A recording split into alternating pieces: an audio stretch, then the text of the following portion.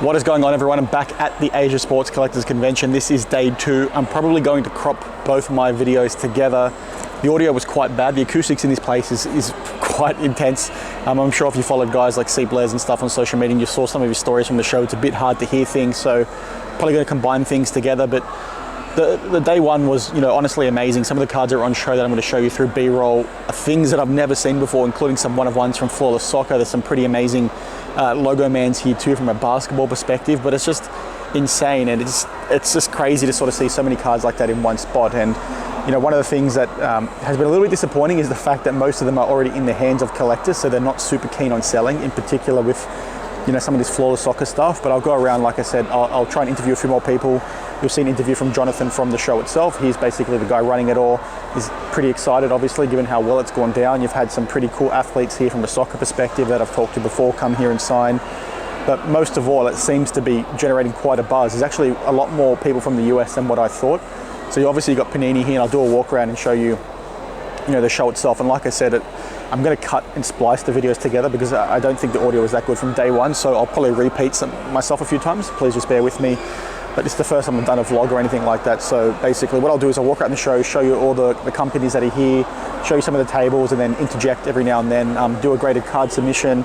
Is it going to be PSA? Is it going to be CGC? You get to see at the end of this video. But all in all, it's been truly amazing so far. So stay tuned, I'm going to show you some pretty cool stuff. All right, just to show you guys what I meant about the acoustics in this place, you can sort of see here, it's probably hard to get the depth, but it's in a huge concrete conference center with like incredibly high ceilings.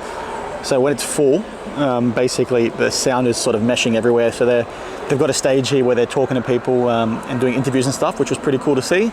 And they've done that on each of the days. You've got a huge TCG section over there where there's some game and Pokemon tournaments going on. This is essentially where they're doing the meet and greet. And what was pretty cool here, as opposed to what you see in shows in Australia, but then also shows in the States, is you got given a fair bit of time with the athlete themselves. Basically, you line up and it was one person going on stage. You got to get a photo and an autograph, and you also had PSA here authenticating them. But it was pretty cool to see the fact that they did it that way, because you don't often see that happen with some of these guys where they'll run shows and you get no time with the athlete. But given that there's only 3 or 4 athletes that have come, you can sort of understand why they've structured it the way that they have. So you've got BGC over here, which is a Chinese-based company from what I recall. I think they sell product, and they had a lot of really cool cards. I'll come do a walkthrough again once things are set up, because the show hasn't officially opened yet for day 3. But I'll just show you some of the companies and we'll come back a little bit later on. So Tops are here, as you can see, showing off some product and all that kind of thing. You've got Zebra Cards, which is another Chinese company, as is this place over here, which I think is a group breaker, but someone can correct me if I'm wrong. You've got CGC Cards over there, which was pretty awesome of them, because they brought, and apologies for the audio from the Tops booth, but CGC basically brought some US staff with them to help with the submission process, which was, honestly amazing. You can sort of see some of the swag they've brought. And I'll show you a bit more detail later on. A bit more of the stuff. They've got custom shirts, and what was pretty cool is with some submissions, you basically got given like a swag bag that came with all this crap, and then they gave you a pristine 10 card as well, which was cool. So they gave one to my wife, even though she didn't get anything, but that was nice to see from them. We've got a company here called Finding Card, which I think is another Chinese-based company, as is this one, which is China Sports. So these guys make their own products and stuff like that, and there's a lot of question marks over that, but we'll save that for another day. There's a signed ball here from the 2002 World Cup with the Team China autographs on there. You've then got the Team China autographs from the volleyball from the 2004 Olympic Games, and then the Beijing Olympics over here with a Yao Ming auto on there, which is, again, freaking awesome to sort of see. Panini over here doing box balls and all that kind of stuff. You can do the color blast, make your own trading card, all that kind of jazz. PSAs over here. They didn't really set up though. They're primarily there just, giving customers information on how to submit. A lot of these places too are also like running mini games where you have to get some stuff stamped, and essentially if you do it, you get given some free goodies and all that kind of thing. As I've talked to you before, Card Hobby is over there. You'll see a video before this, but it's already re-recorded, or pre-recorded I should say, where basically they're a fantastic platform that's listed in China, and you can see some of the app over there. But if you guys not using this, basically watch my video, because it's a freaking awesome way to go ahead and buy cards for cheap, because there's so many cards in China that you don't see pop up in the States all that often, and they're selling for very affordable prices. You've then got eBay over here, again just showing face, doing this kind of stuff that you sort of need to happen in this part of the world, right? You need the hobby to be booming over here, because that's how you get the hobby to grow internationally. So I'll come back in a few hours, it'll be seconds for you guys with the magic of television, because you'll see in particular this table over here had some freaking banger cards. So we'll be back for that a little bit later on.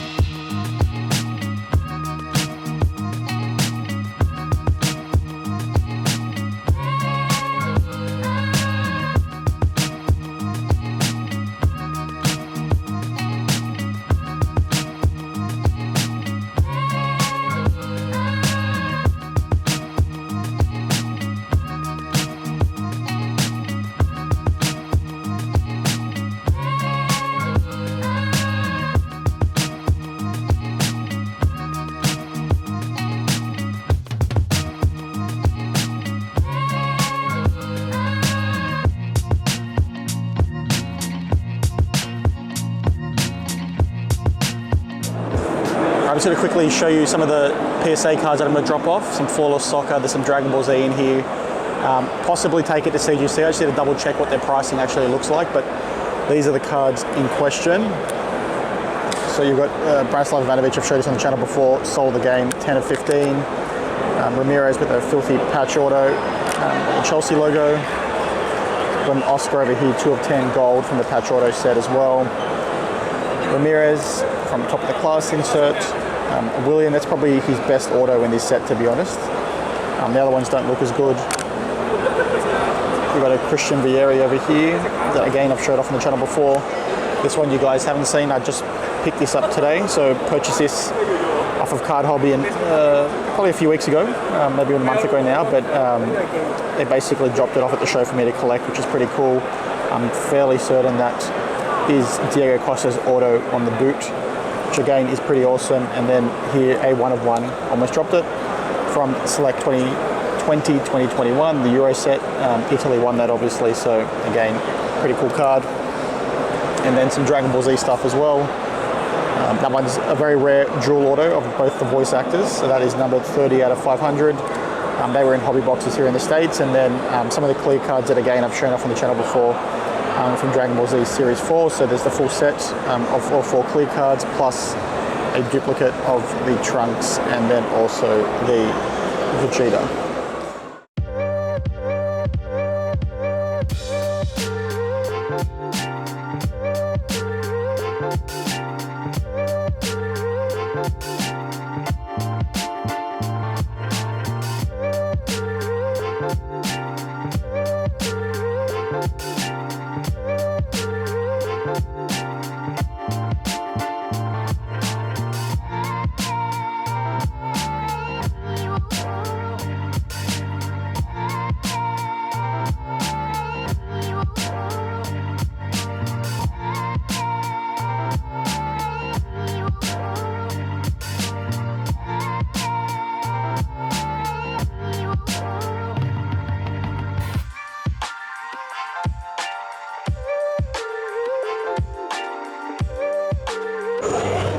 I showed off those cards a bit earlier around what I was going to get graded. I said maybe PSA, I said maybe CGC.